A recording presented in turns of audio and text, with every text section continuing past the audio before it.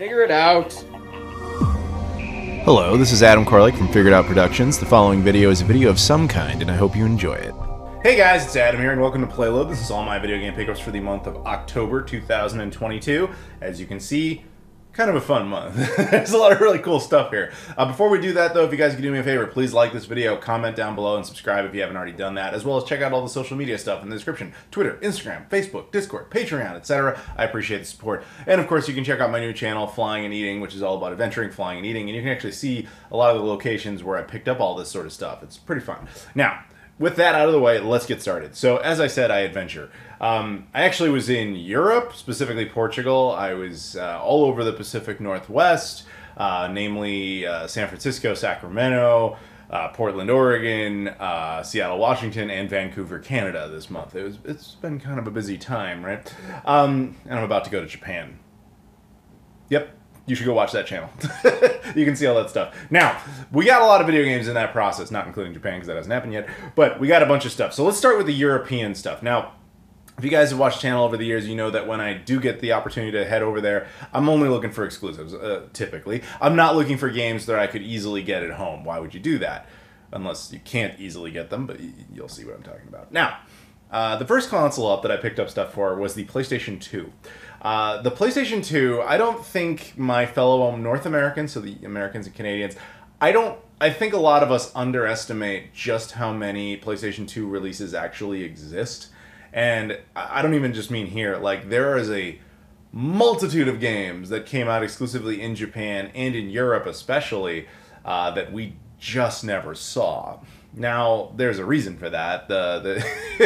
Basically, there's a really long story, highly condensed. Sony lost a lawsuit in Europe that basically allowed any company that felt like it to make PlayStation 2 games regardless of quality control. And while that predictably led to a lot of really bad games being made, it also actually opened the doors to some other stuff that otherwise never would have seen the light of day over there.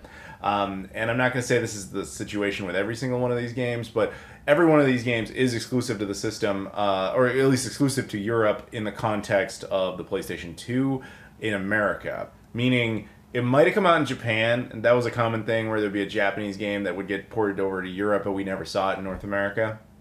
I think the first one up here is actually that situation. This is Cyanide Resurrection. This is like a cool shoot-'em-up type of game that actually originally there was an Xbox version of the first game. I have that. It's actually one of the rarest original Xbox games that exists now. It did silently have a sequel. This did come out in Japan and it came out in Europe, and as far as I know, this is actually still only on the PlayStation 2. There might be some sort of PC edition, I'm not totally sure about that. But yeah, there it was. It was like €3, which is like nothing, especially since the euro is tanking currently, so it was essentially $3.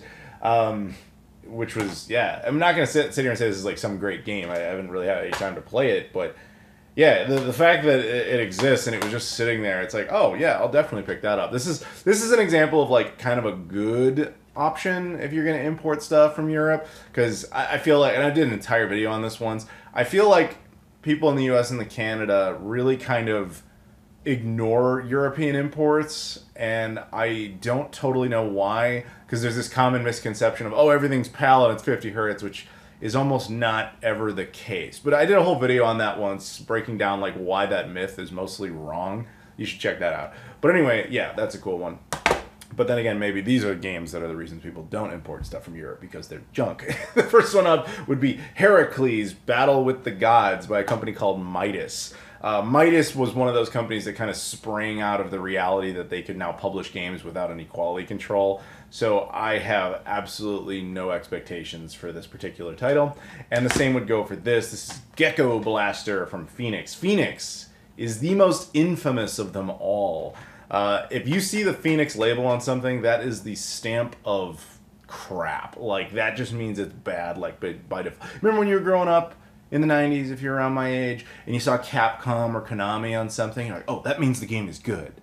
This means the game is terrible. You should never own it. So why did I pick it up? Because that's what I do. But yeah, got that. I actually also got another one, but the disc was defective, so I'm gonna work on getting that repaired, and then maybe it'll pop up another time. We'll see. But anyway, we also picked up some Xbox 360 stuff. Now, the Xbox 360 is not a console I usually get imports for, only because I don't know. There weren't a whole lot of them. Most of them are like, most of them are Japanese, to be quite frank. There's a few worthwhile, European exclusives, which I've gotten over the years, but that's about it. These 3 games are not exclusives, but I was still shocked to see them, so I picked them up.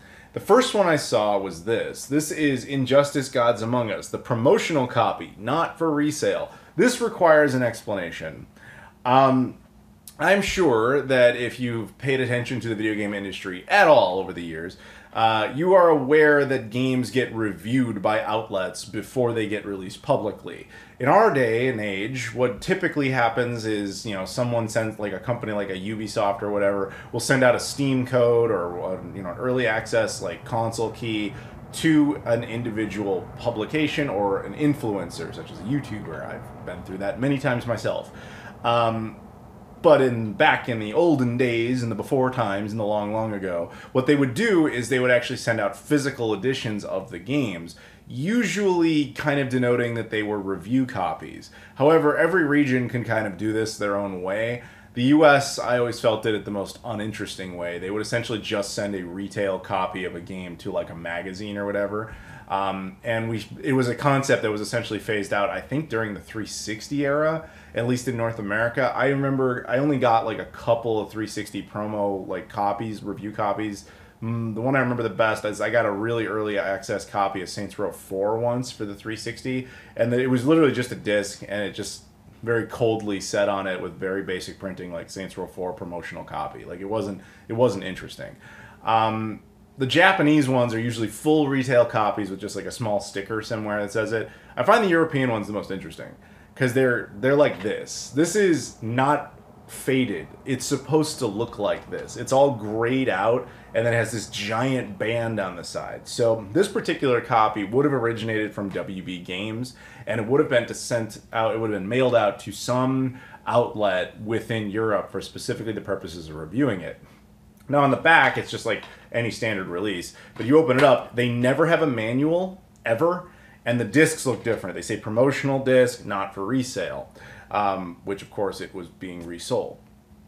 That's how I got it. These are surprisingly common in Europe. I think the ones that people know best would be the Dreamcast white label discs, and I think the only reason people know those is just because there was a few games, most notably Flintstones Viva Rock Vegas, that got released in this form but never had their final release. Thus, that was the only way to get an official copy of it. This is nothing special because this did come out, and the build on the disc is 100% the same as the final retail copy. So why did I pick it up? Just because it was bizarre. You don't really see that show up very much. I have a few of these for other systems, most notably the Shenmue ones, like Shenmue 1 and 2 re-release, the Shenmue 3 PS4 editions, like etc. But this was just some rando game that was just sitting there with a promo copy. So I was like, yeah, why not? Why not get that? And I swear somebody was just walking around Portugal just kind of Johnny Appleseeding these things all over the place, because then I found a couple more. Went into another store and I picked up Condemned 2 as well as London 2012, the Olympics game. Both are exactly the same thing, faded cover intentionally, giant strip across the front saying it's a promo copy, white label disc, etc. But they're final retail builds. I don't know. They're not really worth anything. They were cheap, and I just thought that's kind of neat. I'm not going to say they have any real value to them. It's more like the novelty of owning something that bizarre, but yeah, there you go. I picked up all 3 of those. Next up was some Xbox One games. This first one is a European exclusive, and it's one I'd actually wanted for quite some time, but I was never able to find it anywhere. Even online at the time when I was originally looking for it, I couldn't find it anywhere. And then we were in a CEX, and there it is, sitting there used for like nothing. And I think you'll know why I wanted it. Adam's Venture Origins. Yes, I wanted a game just because my name was in the title. That's it. That was the entire extent of it. Beyond that, it's kind of cool to have a European exclusive game, but yeah, what the game actually is, it's any good, I don't know. But whatever, got it all the same. The next one up kind of broke my rule a little bit. I mentioned that I typically just get exclusives. This would be an exception. This is a game called The Long Dark, which is like a horror game that actually takes place in Canada, funny enough. And the only reason I got this is because the European copy was just sitting there in some store for like a few euros. It's not an expensive game. But the American version is actually surprisingly hard to find. I'm not gonna say like rare necessarily, but you're talking about like $40, $50 versus like $3. I was there, it was there, the console's region free, and the only thing I have to put up with is when I take it out, I see the PEGI rating, because even on the spine, it doesn't look any different. So I was totally content with that. It was also complete, it had the manual and everything, so yeah, there was really no reason to pass on that, so I went for it. And the last Xbox One game I got was funny, because it goes right back around. I found a promo copy of Lego Star Wars: The Force Awakens. Exact same deal. They're still doing this. They're still doing this in Europe. They're still sending out these physical promo editions. Hey, why not? There's nothing wrong with that, but it's cool. Like, again, the label, the disc is just a white label. That's what they're kind of, colloquially called. But very cool. So, yeah, is the game any different? Not at all. But still cool to have. So I picked it up because, again, it was cheap. That would be the end of the European pickups. Didn't get a ton of stuff there. But yeah, moving back on. So then my whole adventure to the Pacific Northwest happened. The first place we stopped along that little adventure was in Sacramento, California, where GG Retro Gaming is based. And I've talked about him many times on this channel. He has a tendency to either send me stuff or give me stuff whenever I'm around. In this case, he hooked me up with this. This is an Xbox 360 copy of 007 Quantum of Solace. It's a James Bond game. Made by Activision originally. If the Microsoft transaction goes through, it's possible this will be backwards compatible at some point. We will see. We will see. But I'm not betting on that.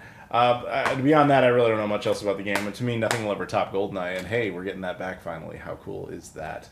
But all the same, thank you very much to GG Retro Gaming. I'm going to put a link to him in the description if you want to check him out. He's not focusing so much on the American stuff anymore. Now he's mostly focusing on Japanese imports. So if you want deals on stuff like that, he's a guy to go to. So thank you very much to GG Retro Gaming. When we got up to Seattle, we're going to skip Portland here for a bit because that's an entire convention was based around that. When we're wandering around Seattle, I got two things. One, I was at a RePC, which is like a cool like junk type of store that just kind of takes electronics and then repurposes them. They can be really hit or miss. Like you can find like crazy awesome stuff, or you can find terrible junk, or you can find things that are very well priced and things that are very horribly priced. I found something that was neat and decently priced. And what it was this. This is a little adapter for the PlayStation 2. Now I'm sure a lot of you guys have seen this before. Sony did their own version of this. It's like a little modem that goes on the back of the PlayStation 2, the fat model. It would have like a broadband port on the back, and a modem port, and then it would also connect via this serial port to the console, and down here there's an IDE port so that you could connect a hard drive. I believe kind of famously one of the Final Fantasy bundles came with that for online support. Now eventually people realized that if you slightly hacked the console, this was an unbelievable way to give the console a hard drive so that it could read games straight off of the console. But IDE is incredibly dated technology, so this specific one is not the original Sony one. This is one's made by a company called R-Geek, at least I think that's how they pronounce their name. This is actually an updated version. It does not have the modem capabilities, it does no online support whatsoever, but they replaced the IDE port with a SATA port. So what that means is, once your console is hacked, you can actually put like an SSD on this thing, plug it into the back of the console, and like play like every PS2 game you ever want, right off of this little thing on the PlayStation 2. So this is going to get its own video at some point. I just kind of have to find the time to make it, but that's a pretty neat little thing. So stay tuned for that. Next, I got a pretty rare 360 game at RePC. It wasn't, they knew what it was, but their price on it was, I'm not going to say amazing, but it was pretty good considering the market value of this game. I came out ahead. I was happy about that. It was a little more than I would have wanted to spend on a 360 game at this point in time, but considering what the game actually sells for, I couldn't really complain. It's a game called Operation Darkness for the Xbox 360 by Atlas. This is an Xbox 360 exclusive. As far as I know, this has never been re-released on anything in traditional Atlas form. Kind of once they make a game, it rarely ever sees the light of day on anything else ever again. That's just kind of how they do things. But which is funny because they're owned by Sega. And Sega does infamously re-releases everything. So it's interesting how they just kind of leave Atlas alone. But yeah, I actually don't really know much else about this game. I know it's like a weird World War II type of game. Whether or not it's any good, it probably is. I mean, Atlas stuff, typically, they put a lot of effort into it. So, yeah, regardless, there it is. We'll check it out at some point. Now, back on to PRGE. I should probably mention this. PRGE is Portland Retro Game Expo. It is, if you are going to go to one retro game convention a year, if you can only budget one, that's the one. It is the biggest, I would go so far as to say the best retro game convention that exists. The only downside of it is that it happens to be in Portland, Oregon, which is not my favorite city. Let's leave it that way. But it was cool of them to have me out there. So they brought me out as a guest of multiple hats is really the only way I can put it. At first, it was like, oh, we like your YouTube channel. I was like, oh, cool, we'd love to have you there. It's like, I've been there before, but I was always kind of like an informal guest where it's like, you know, your YouTube channel gets you the badge and maybe a hotel room or something, but like that's about it. This time though, we're gonna fly you out. We'll give you the multi-night hotel room. We're gonna give you a panel. We're gonna do the whole thing. So I was like, okay, cool. And then it was like, wait, you have the Sega Pluto? Bring that too. So then I had to also be partially responsible for that. So then like the Saturn, there was a Sega Saturn library in there, which was really cool. We had a complete North American set, whole bunch of rare versions of the Saturn. Naturally, you can predict that the Sega Pluto was put there, and so people could come out and play it and enjoy it. Oh, I should have mentioned, yeah, here's my special little guest badge that I got and everything, the nice blue one with all sorts of lists of events and so forth on the back. But yeah, that was nice. So I did all the Saturn stuff. But the other thing that was really neat was that they did the official third Blockbuster World Championship. Now, if you guys have been watching my channel for a long time, you know I've done a lot of videos about Blockbuster. I've been to the last Blockbuster in Bend, Oregon multiple times. One of those videos actually did insanely well. And so they were like, wait, you're a Blockbuster guy? Do you want to host it? So I actually did the MC stuff for the Blockbuster tournament. So when people were playing and making live commentary, I did that along with my buddy Paul Nemeyer. He's the guy who created the Mortal Kombat logo. And Tim Kitzrow, he's the guy who did the NBA Jam voices like, from downtown, boom shakalaka, like that guy. And we all did that together. I had a blast over there. And you guys can see all of this. Like there's a whole big adventure about everything that was PRGE will be over on the Flying and Eating channel at some point, so you should check that out. But yeah, it was a crazy awesome time, and I was just super busy. The downside of all of this is because you're wearing so many hats and you're constantly doing panels and speaking and all that sort of stuff, wandering around trying to get footage, etc. You don't have a whole lot of time to shop, at least in my position. So I'm glad other people got to do that, which is kind of good. I guess my wallet thanks me, but it doesn't really matter. I still ended up, despite that, this whole pile of things still came out of it. But to separate them, to be very clear, this pile of stuff was just given to me, and this is the pile of stuff I bought. So let's start with the stuff that was given to me. The first up was a couple of N64 games. This was actually given to me by a guy in my Discord. My Discord's awesome. You guys should check it out. We actually had a huge Discord meetup over there. It was like 10 of the members all came out of like, there's like 1,200 members in the Discord, but like 10 of them actually like flew out from different parts of the country, and even other countries actually, and came up and we all just hung out in Portland for a while. It was awesome. Had dinner, it was great. But one of them is a guy named Zesty. Now he came out from Kansas City. Well, okay, more specifically, he came out from Wichita, but he flew out of Kansas City. He came up with some extra N64 games he was just donating to me because I guess he had made a big haul but didn't want these particular games, and I couldn't believe it that I actually wanted them. We had Madden 2000, which is, you know, Hand Egg. I'm not a fan of Hand Egg, but Triple Play 2000, which is Sammy Sosa on the cover. I'm not really a baseball guy either, but at least, you know, Cubs, Chicago, you know, got to support it a little bit. The only reason I wanted these was simply that I didn't have them, so while I have made no such mission to have a complete N64 set, at least I don't have to put down money on those eventually. So thank you very much, Zesty, for that. Next up, we had a guy named, we're going to call him X-Fay, because he came from, that was the dude, he actually came up from Mexico. He took like a 30-hour train ride from Tijuana to Portland. It was insane. He actually donated some stuff to me. The first one up we're going to look at is a Mexican copy of Gears of War 2. Which is, the game is destroyed. Like the disc has like disc rot. The manual like clearly has been through a war or something. Like it's all molded into like one crunchy thing. It's clearly got water damage. That wasn't why he gave it to me. It was more so just to kind of show you guys an example of like what a Mexican 360 game looks like. You know, the entire thing's in Spanish, which is just kind of interesting to see. But that's really all that there was to that. So whatever. The second one was Tales of Vesperia. which is interesting as well because it's the Mexican version, but it's got, you know, the entire thing is the ESRB rating. Just like Gears of War, they use the American rating system, sort of. But this one, he said, as a bonus, he said to look inside the Tales of Vesperia manual, so I'm doing that now. There's money in here. Oh, you gave me some pesos. 20, 40, 60, 80, 100, 120, 140, 160, 180, 200, 220, 240, 260, 280, 300. Well, first of all, thank you. I wasn't expecting that. This is, it's been a long time since I've been to Mexico. I guess that's what a 20 peso looks like. Before you think like, oh, wow, that's a lot of money.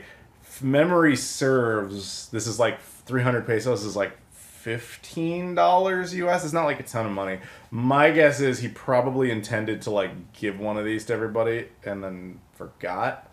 I don't really know. But either way, yeah, that's cool. If I go down to Mexico, we got some mad money, I guess. So thank you very much for that. But also the game itself, he said is the same thing where the game is just kind of destroyed. It's got like some sort of disc rot on it, but it's just kind of interesting to show you guys an example of it. So yeah, and I guess you guys can see 20 pesos. That's nice. Thank you to XFay. The other one he gave me, which was more of a personal thing, and it wasn't destroyed, it's kind of an older reference. He gave me the Mexican copy of Shenmue 3 for PS4.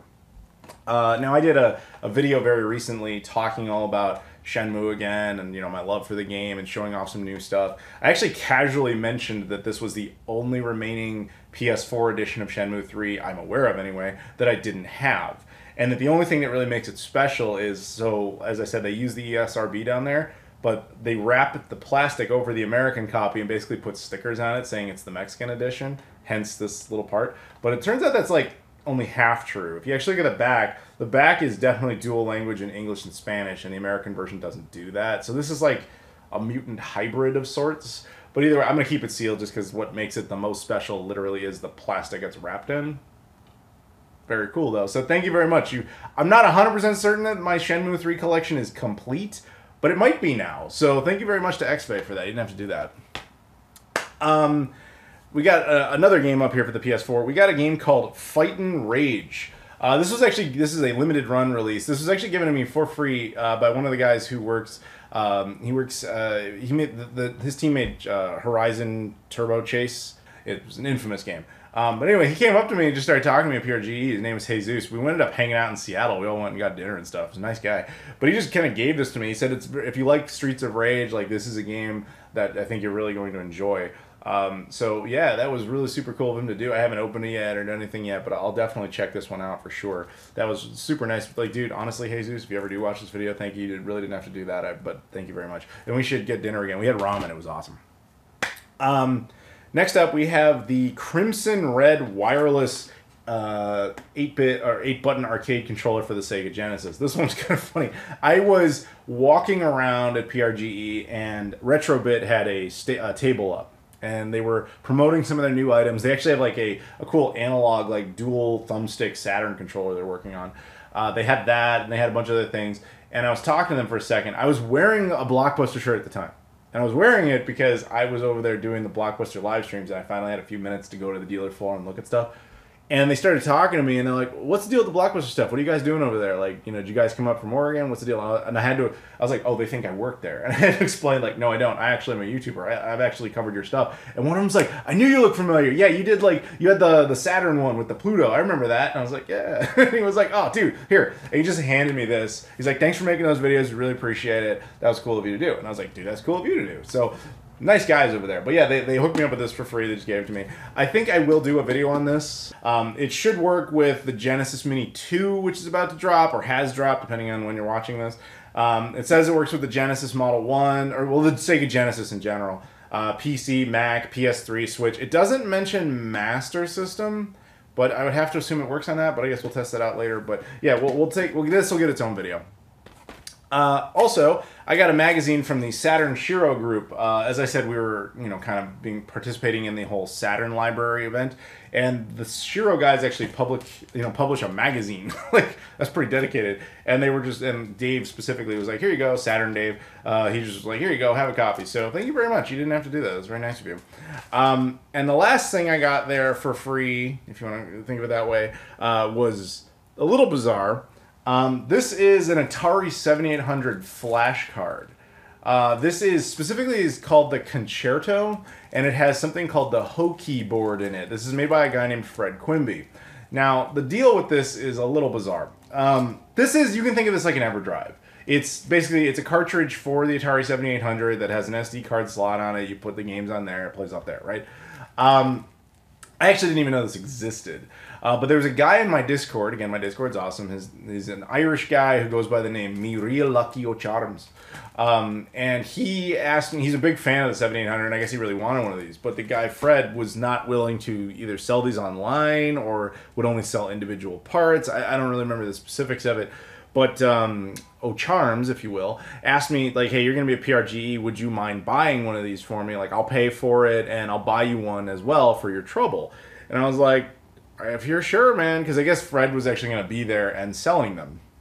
What was weird about this is when I eventually found Fred, and I was like, "Yeah, so I would like to buy 2 of these," and he was like, "Why?" Like, he didn't really seem to understand, because you have to understand, he didn't bring these to sell. He brought miscellaneous parts. I'm not totally sure why he brought miscellaneous parts, but it was like he had the case for sale, he had the Concerto board for sale, and he had the Hockey update chip for sale. But he didn't have them combined into a unit for sale. So when I told him I wanted to get 2, he seemed to malfunction a bit. So eventually it was like, I can do it, but I needed some time to put them together. So he literally just built them in front of me. And then we ended up shipping one of them to Ireland, and I got to keep the other one. So yeah, it was funny. So eventually, I need time, but eventually I think I'll do a review on this. I think that's pretty cool. I don't know how easily you'll be able to buy one under those circumstances, but if nothing else, it might just be interesting to look at. But there you go. From the Atari Age group, Fred Quimby's Concerto. Thank you very much to Me Real Lucky O'Charms for that. Now, we also did buy some stuff in the few minutes I had the opportunity to do such things.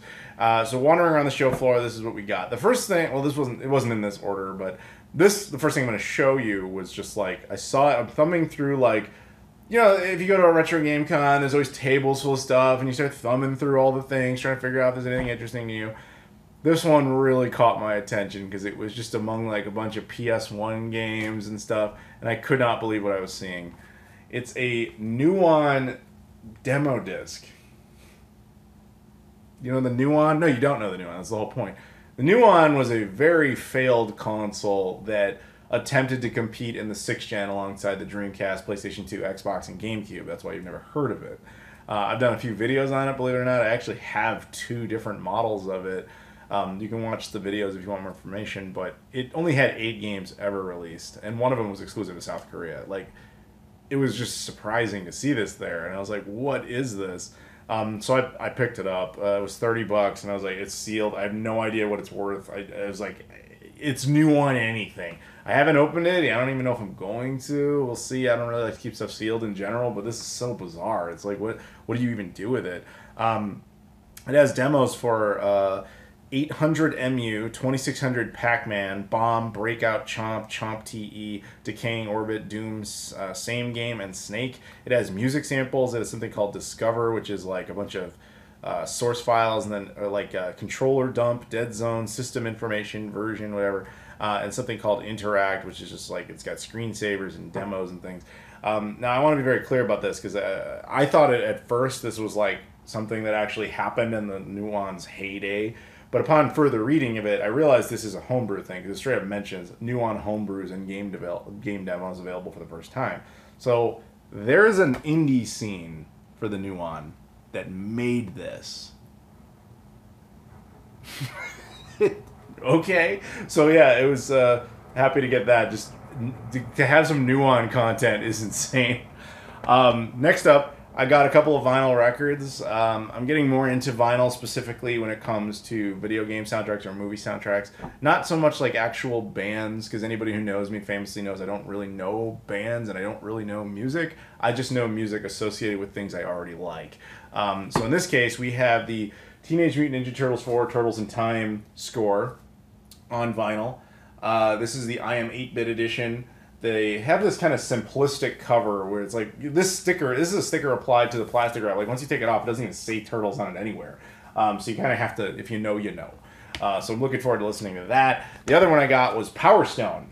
So that's pretty cool. I love these games for the Dreamcast. And so yeah, very, very cool to have that. I don't know, this is specifically the first game. I don't know, I kind of remember the music being kind of fun in that. I don't know if I'll get a whole lot out of it, but I was like, yeah, why not? Whatever, let's do it.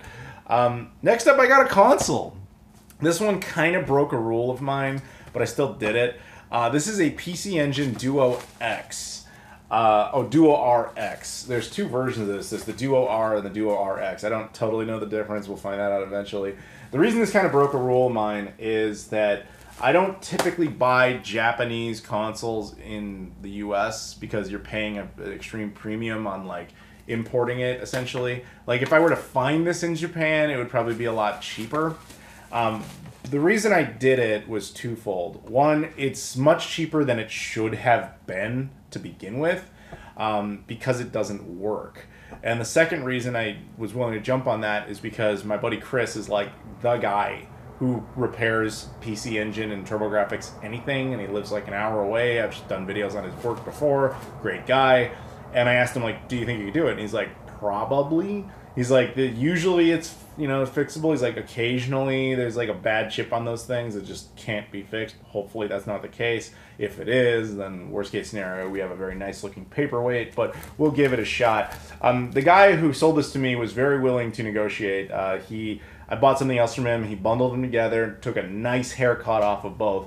Then, and this is just weird, I have a United Club credit card because I fly so much. So it has a club membership, whatever. And he looked at my card. He's like, United Club. Oh, hell yeah. Like, he was on board. He's like, I'm giving you another discount just for having that card. So he shaved off a little bit more money, which is really nice of him to do. It's like we fist bumped. It was a bro moment. It was a great bro moment. But anyway, yeah. So hopefully there will be a video on this at some point. I mean, we could be talking like a couple of years. Like Chris and I see each other like once a year. And like, you know, just because it's a hassle to meet up, unfortunately. But yeah, maybe one day you'll see another video on that. And the other thing I got from him was very much personal shame moment. But I got my girlfriend says it's fine. She was just laughing. So, you know, I know I'm okay. I'm not in the doghouse here. So, which should be a clue. So the same guy, the first thing I noticed at his table is he had a stack, my friend, a stack of Pioneer Laser Active games. Do you even know what a Pioneer Laser Active is? It is a very bizarre console. I did a video on it before. It's basically a Laserdisc player made by Pioneer that had these like packs you could put in. One was specifically for Sega content, so once you had that pack, it could play both Genesis and Sega CD games. And alternatively, it had one for the PC Engine / TurboGrafx 16, depending on which country you were in, that would allow you to play the hue cards of the PC Engine or TurboGrafx 16, or PC Engine / TurboGrafx 16 CD games. Bizarre. The Genesis one is by far the more common of the two packs. That's the one I have. I actually don't own the PC Engine part. But if you have either one, it actually had its own games specifically for the console. You just needed one pack or the other. He had a stack of games for this thing. Now, I've owned one of those consoles since like 2002. And in all that time, I've only ever managed to get 3 games for it. There's only like 15 games to begin with. One came with the console. One I actually got a PRGE like in 2019. That was my second game ever. It was only 3 years ago. And then last year I found a guy actually at a place called Pinball Expo in Chicago who randomly had one. So that's how I got 3. This dude, I'm looking through the stack. Oh, that's Pyramid Patrol. I got that. Oh, that's the Great Pyramid. I got that. Oh, that's the Dragon Coaster one or whatever. I have that. It's always the same games, right? First world problems. Then I get to the very last game, and it's something I don't have. And I'm like, why? and he was willing to cut me a deal on it. Because the thing is, laser active games are not cheap. But again, I was getting that, put them together, United discount apparently. This is, like I said, my shame one, but here it is. Virtual Cameraman 2. It's, let's just say it's got Japanese girls in it. We'll leave it at that. It's got some sort of ad thing for, like, some sort of virtual camera on the back. I don't know how many close-ups I can really show you of this. You don't see anything too egregious on the box. It's all, I wouldn't call it family-friendly by any stretch of the imagination, but PG-13 perhaps. The actual content of it is probably more full of debauchery and sin, but who cares?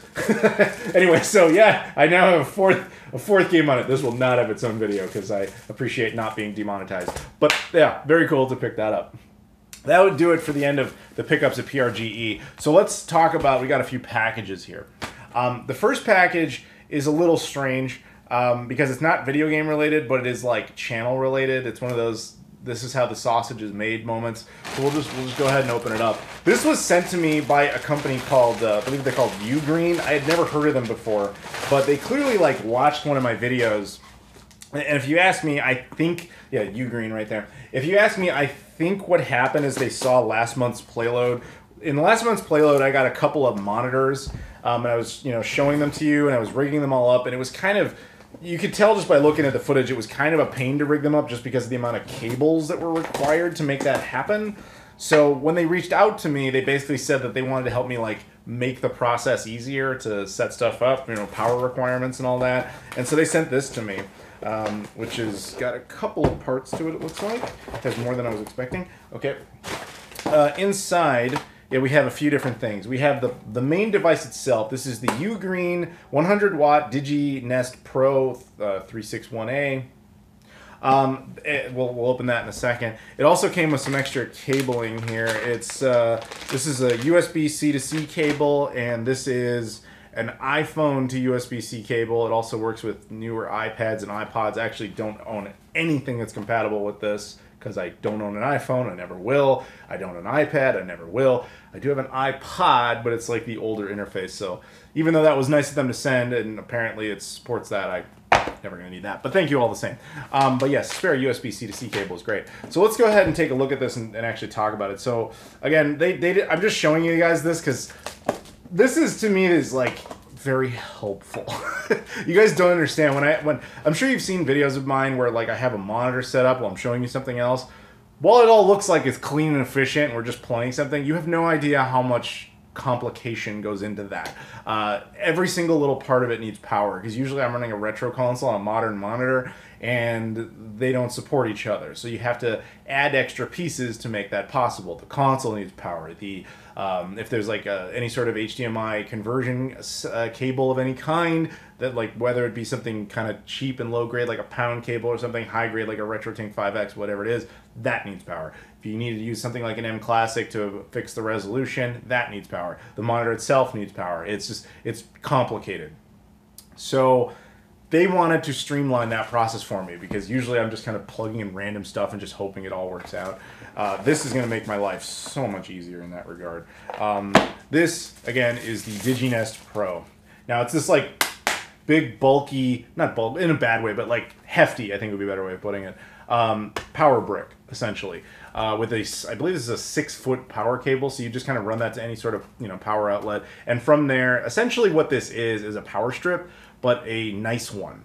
It has two 120 volt standard American grounded power supplies. It also, as a bonus, has a, this is also American power supply, but it's like just the 2-prong one. This would be more so for your phone charger. It's actually more of like what the Japanese use. You can do that, although it specifically mentions the phone, but really anything that's just 2-prong would work on that. And then on the other side, you have a power button that turns the whole thing on, turns the whole thing off, as well as 4 ports, 2 of which are super speed USB-C, so that would be very good for charging a laptop very quickly or charging a phone very quickly, although probably more recommended for something more intense like a laptop. Then you have 2 additional ports. One is a slow speed USB-C port. Now, slow, probably not the best way to phrase that, but just less powerful, because that one specifically they show a phone for that, so it's probably what's recommended. And then the other is a USB-A port 3.0 specifically that is also meant for any sort of general purpose. So connecting all that sort of stuff that I've got will be much easier with this, because essentially I just have to run this one thing to the power line there, and then everything here will be plugged in all once. It's like right behind the monitor. That's gonna make my life so much easier. So a huge shout out to them, because they made this very, very doable for me. But yeah, this is gonna, dude. You could plug anything into this. So like, if you have laptops, they use USB 3.0. Of course, if you got your phone, anything that needs that, or any sort of random device, because everything's moving to USB-C now. So I kind of want to get out in front of that and make sure I have additional power outlets. But yeah, this is like great for nice little office setups, because you can kind of keep everything all connected at once. You can run the wire behind your desk or whatever, and you just have like power for everything that needs it. So yeah, very, very cool. And like I said, it's even got this little button on it, so it doesn't have to run all the time, which makes me very happy. And apparently it supports things like, I'm not really sure why they gave me the iPhone cable specifically. I don't know. But I guess they just wanted to ensure maximum compatibility. So I guess if you buy one, it does come with that. But if any of my buddies needs a USB-C iPhone cable, I got you. And that was nice of them to just throw in a spare USB cable. So yeah, if you want to get this, I'll put a link in the description. It's available on Amazon. It can support all 7 ports at the same time. I believe the specifics of it are in there, but like, as long as you don't go over a certain wattage, it should be fine. But in general, you should be good to go in most scenarios. So yeah, it's pretty awesome. So thank you. Huge shout out to the guys at Ugreen. Again, link in the description if you want to do that. I appreciate the support. Thank you very much. Again, I know that's not the most exciting thing, but to me, it's immensely helpful. So I want to give them a shout out. They deserve it. Next thing up we got here is a couple this package that I actually bought this. We're back on games here. This is a very bizarre video game release. So let's just go ahead and open it up, because I didn't even open in advance. I just really wanted to show this moment, because this moment can never happen again, and you'll see why that is. This comes from a company called V-Blank. Now, if you guys are into retro games, you already know. It seems to include a note of some kind, which is interesting. I wasn't expecting that. Thank you! Thank you so much for your purchase and for supporting games and characters of V-Blank in physical form. From MS-DOS floppies to Nintendo Wii discs and fully articulated action figures. Whoa! Your support for these wild passion projects means the world to us. Basically, it just goes on to explain that V-Blank is a weird company that makes a lot of weird releases. They have a few different games they've produced over the years: Shakedown Hawaii, Retro City Rampage, etc. And they have, I think that, I'm purely speculating, but I think that they personally not only like to be the weird ones, they also like to be the guys who have their games be the last official releases on a console. Their games, as they mentioned there with the Wii, they have the last physical Wii games ever produced are their titles. The last physical Wii U games ever produced are their titles. Shakedown Hawaii being specifically, I think, the last in both cases. I think they were doing a 3DS game, though I'm not 100% on that. And that essentially is where this leads to. This is the last 2 physical PS3 games ever produced. Just once again, Retro City Rampage and Shakedown Hawaii. Yes, in 2022, we got new physical edition PlayStation 3 games. They just kind of randomly notified everybody about this and said, like, go buy them if you want. They're like $25 each, so I went down for it because I was like, hey, that's bizarre. Now, again, I want to be very clear about this. I am speculating on their motives, and I'm speculating on what I'm about to say, but this would make sense. They're clearly weird when they're doing MS-DOS releases and stuff. And again, given their history of basically having the last release on multiple systems, I get the sense that they made these a while ago and just kind of waited until they were sure that nobody else was going to be releasing anything, because I'm pretty sure Sony stopped allowing people to submit and publish games for the PlayStation 3 a while ago. In fact, it even says on here 2021. It doesn't mention 2022 on here at all, much less 2023 right around the corner. So I think that's what happened. In fact, we know based on, I guess some people already data mined these, and they said that The digital versions for the PS3, one of the two games, I forget which, has additional like content and patches that don't even exist on the physical version, which is kind of like it defeats the purpose a little bit. Yeah, and the fact was there was never a pre-order phase for this. They just kind of announced it, and then you ordered it. I thought we'd be waiting like months for them to make it, but then it like shipped right away, which tells me obviously they already had them in stock. So if they already had them in stock, they've had them in stock. You know, they've had them. So my guess is that's essentially how it went down. And rather than trickle them out, you know, one at a time, I guess they thought it would be an easier marketing campaign to kind of launch them together. Again, all speculation. It just seems like if I was in their position, I think that's what I would do, you know? But yeah, very cool nonetheless. I mean, they still are, regardless, the last two physical edition PS3 games ever produced. Because I think the last one before that was like, I want to say there was an Oddworld game that Limited Run Games did a few years ago, but that was back in like 2019 or something like that. So either way, they still are, but I think they were just like really waiting to make sure that nobody else pulled that trigger. Because again, speculation. I know that Josh Prod, he's an independent developer, publisher for the Dreamcast. He had released some Wii U games in Europe only, physically, because that was the only place where you could still get them produced. And he intentionally wanted them to be the last Wii U games ever, and he just sat there waiting and waiting and waiting and waiting and waiting until that happened. So then he was like, okay, I guess nobody else is going to do this, and then he released them. And like a month later, V-Blank was like, aha, Shakedown Hawaii. It's like they were sitting around waiting, like somebody told them, you know what I mean? Like it just, and so I get the feeling that when V-Blank makes the declaration that we got the last game, that's likely true. It also probably helps that Sony actually, to their credit, allows low print run stuff where Microsoft really doesn't. Hence, there's never going to be like an Xbox 360 version of this physically or whatever. You're not going to see some random... I think the last Xbox 360 release was Just Dance 2020, if I remember correctly.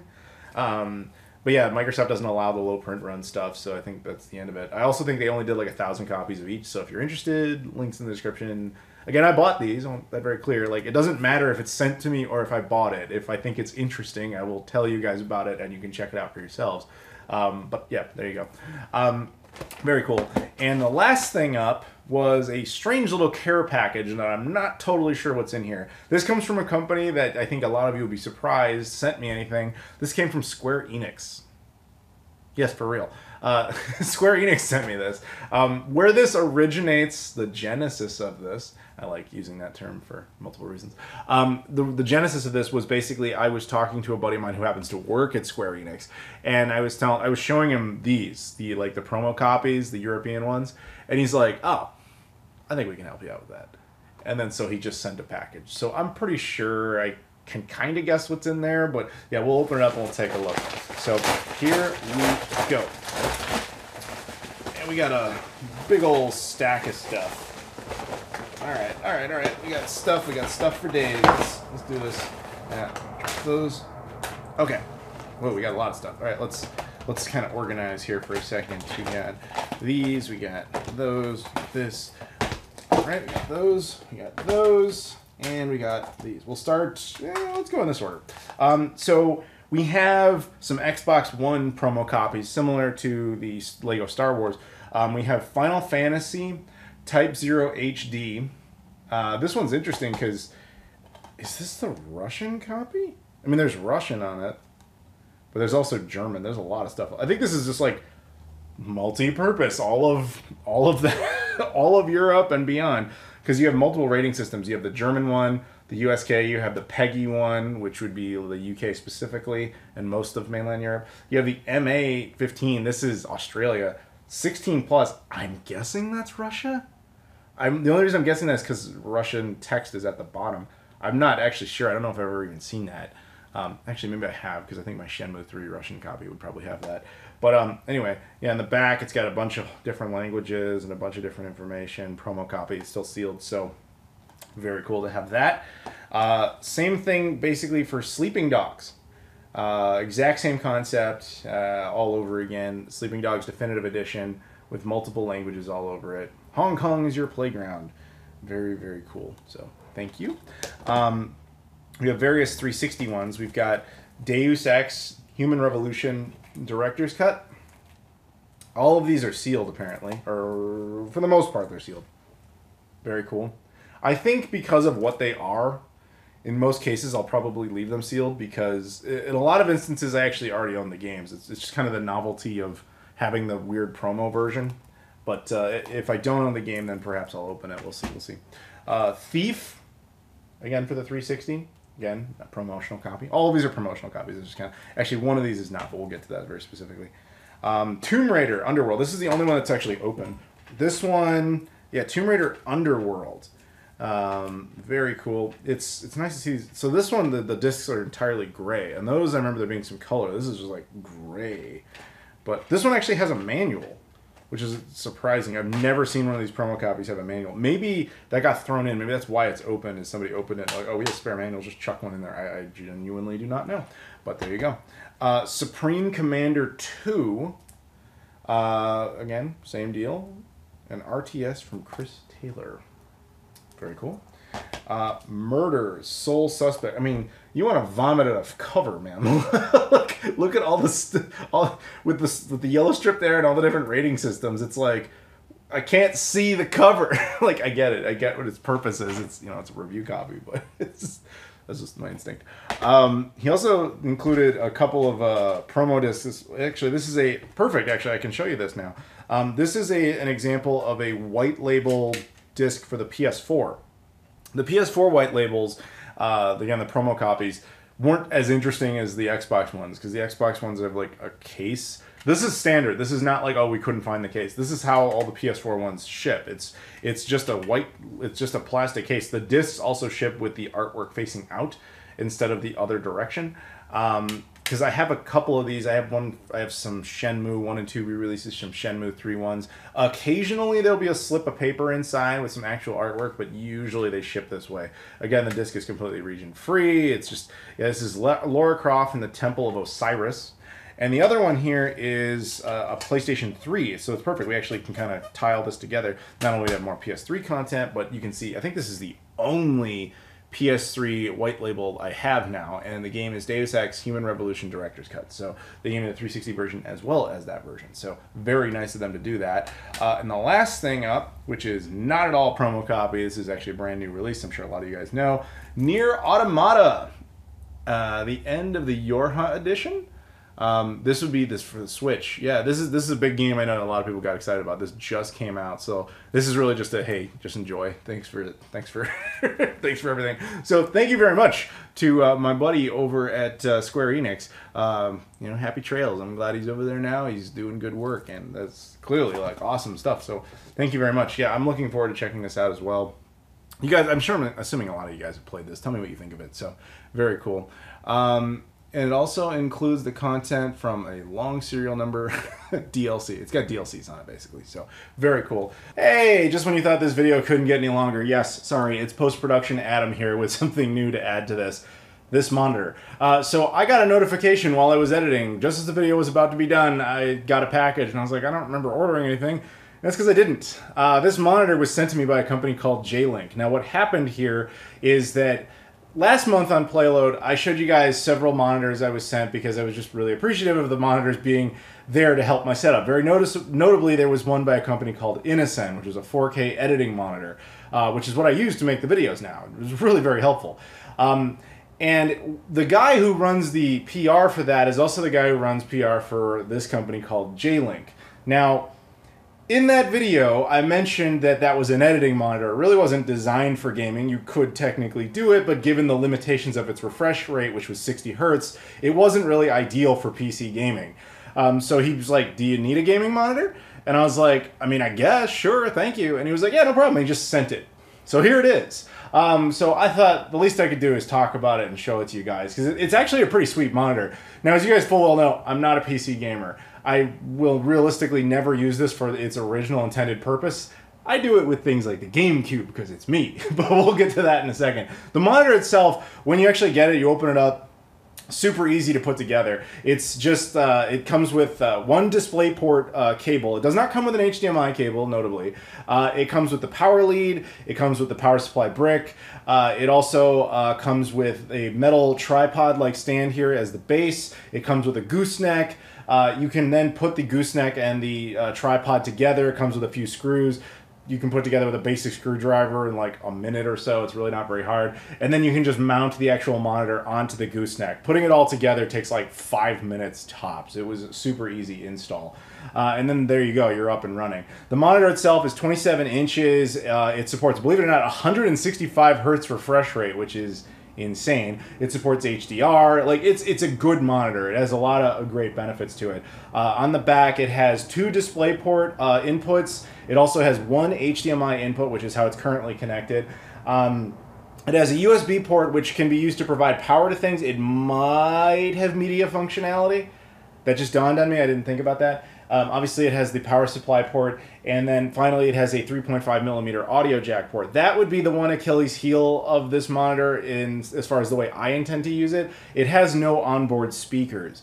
At least if it does, they don't seem to do anything because I couldn't get audio any other way. But yeah, I'm pretty sure it just doesn't have onboard speakers. So if you want to connect a set of headphones, you're good to go. Or if you want to connect like a portable or external sound speaker system, that would work as well. But most people would be using this in the context of their PC as like a gaming monitor, in which case the audio would not be a factor. But it's me. I don't game on PC.